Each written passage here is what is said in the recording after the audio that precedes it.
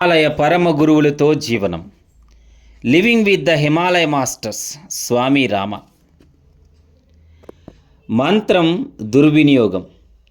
మఠంలోనున్న వ్రాత పుస్తకంలో కొన్నింటి దగ్గరకు వెళ్ళటం పూర్తిగా నిషేధించబడింది. వాటిని మఠాధిపతి తప్ప ఇంకెవ్వరూ చదవడానికి వీలులేదు. వాటిని ప్రయోగ శాస్త్రములు అని పిలిచేవారు. అవి వ్యక్తిని చాలా ముందుకు తీసుకువెళ్ళే సాధనాలు. ఆ మిగతా పుస్తకాలతో నువ్వు ప్రయోగాలు చేయకూడదు అని మా గురువుగారు చెబుతూ ఉండేవారు. కానీ నాకు మొండి పట్టుదల. వాటిలో ఏమి రాశారో అన్న కుతూహలం. నాకు 18 సంవత్సరాల వయస్సు. భయం లేదు.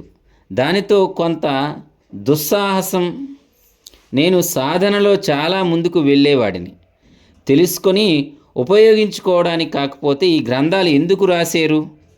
ఆ మిగిలిన పుస్తకాల్లో రాసిన సాధనాలతో నేను తప్పక ప్రయోగాలు చేయాలి. నా గురువుగారు చాలా శక్తివంతులు. ఏమైనా పొరపాటు జరిగితే ఆయన నన్ను రక్షిస్తారు అని ఆలోచించాను. ఒక ప్రయాణంలో మా గురువుగారు వ్రాత పుస్తకాల్లో ఒక దానిని ఆయన కొరకు పట్టుకురామన్నారు. అది మాత్రం తెరవకూడదు అని చెప్పారు. ఎంతో జిజ్ఞాసతో నేను ఒక నిర్ణయానికి వచ్చాను. ఆ వ్రాత పుస్తకము ఆయన నా వద్ద వదిలివేస్తే నేనొక్కడనే ఉన్నప్పుడు అది తప్పక చదువుతాను అని. ఒక సాయంత్రం గంగానది తీరమున ఉన్న ఒక కుటీరం దగ్గరకు చేరాము. మా గురువుగారు దానిలో విశ్రమించడానికి వెళ్ళారు. అప్పుడు ఈ వ్రాత పుస్తకం చదవడానికి అవకాశం దొరికినది అని అనుకున్నాను. ఆ కుటీరానికి ఒకే తలుపు, కిటికీలు లేవు. పై నుండి తలుపునకు గడి వేసెను. ఆ రాత్రంతా వ్రాత పుస్తకంలో ఏముందో తెలుసుకోవాలని నిర్ణయించాను. అది చక్కటి వెన్నెల రాత్రి. దాని వెలుగుతో అంతా బాగా కనిపిస్తుంది. ఆ వ్రాత పుస్తకం కాగితంలో చుట్టబడి తాడుతో ముడివేయబడి ఉన్నది. తిరుగుబాటుగా దాన్ని విప్పి చదవడం మొదలుపెట్టాను. దానిలో ఒక ప్రత్యేక సాధన, దానివల్ల వచ్చే పరిణామాలు వర్ణించబడ్డాయి. గంటసేపు చదివిన తర్వాత ఈ సాధన ఎందుకు ప్రయత్నించకూడదు అని అనిపించింది.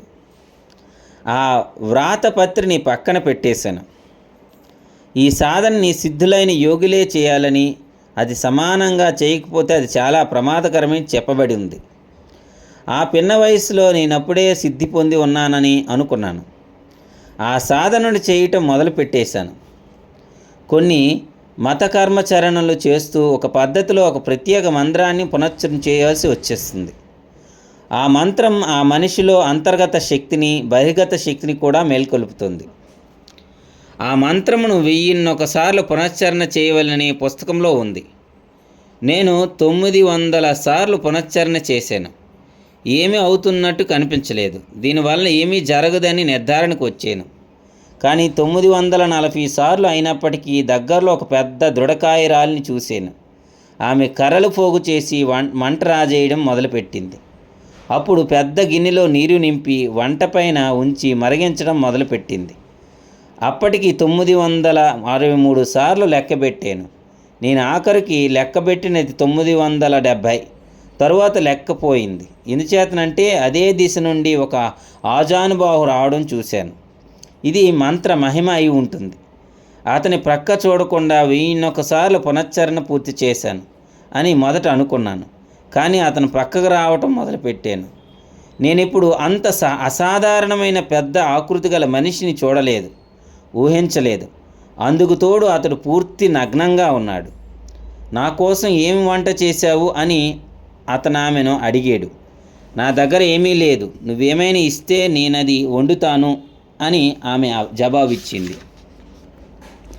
ఆయన నన్ను చూపించి, అక్కడ కూర్చుని ఉన్న ఆయన్ను చూడు, అతడిని ముక్కలుగా కోసి నాకు వంట చేయకూడదా అని అన్నాడు. అది వినగానే నా పళ్ళు బిగుసుకుపోయి లెక్కబెడుతున్న మూల నా చేతిలో నుండి జారిపోయి నేను మూర్ఛపోయాను. లెక్కబెడుతున్న మాల నా చేతిలో నుండి జారిపోయి నేను మూర్ఛపోయాను. అలాగే స్పృహ లేకుండా ఎంతసేపు ఉండిపోయానో నాకే తెలీదు. నాకు తెలివి వచ్చినప్పటికీ నా గురువుగారు నా ముందు నిల్చుని ఉన్నారు. ఆయన బుగ్గ మీద ఒక లెంప వేసి, "ఏయ్, తెలివి తెచ్చుకో" అని అన్నారు. నాకు మాత్రం తెలివి వచ్చి, "బాబోయ్, రాక్షసుడు నన్ను తినివేస్తాడు" అంటూ అరచి ముల్ మళ్ళా మూర్చపోయాను. అలాగా 3-4 సార్లు అయ్యాక నా గురువుగారు ఒక తన్ను తన్ని, "లే, ఇక ఇలాగెందుకు చేసావు? ఈ మంత్రాల సాధన చేయవద్దని నీకు చెప్పాను. దానికి తోడు నన్ను లోపల ఉంచి గడియ వేసేశావు" అని అన్నారు. ఈ అనుభవంతో మంత్రాల మహిమ నాకు బాగా తెలిసింది. మా గురువుగారు ఉపదేశించిన మంత్రాన్ని సాధన చేయటం మొదలుపెట్టాను. చిన్న చిన్న విషయాలకు కూడా దాని మీద ఆధారపడడం మొదలుపెట్టాను. నేను చిన్నప్పుడు చాలా చిలిపిని, పిచ్చి పనులు చేస్తూ ఉండేవాడిని. కానీ నా మంత్రం నన్ను దిగజారుకొని చేసి నన్ను ఎల్లప్పుడూ కాపాడుతూ ఉండేది. ఆధ్యాత్మిక శిక్షణతో మంత్రాన్ని జాగ్రత్తగా ఉపయోగించకపోతే నాకైనట్టే అది మతి భ్రమణకు దారి చేస్తుంది. శిక్షణ లేని అశూచి అయిన మనస్సు యొక్క ఫలితాలే మంత్ర భ్రమణ కలుగు చేస్తాయి. మనస్సును పవిత్రం చేసి దానిని అంతర్దిశగా తిప్పినప్పుడు మంత్రం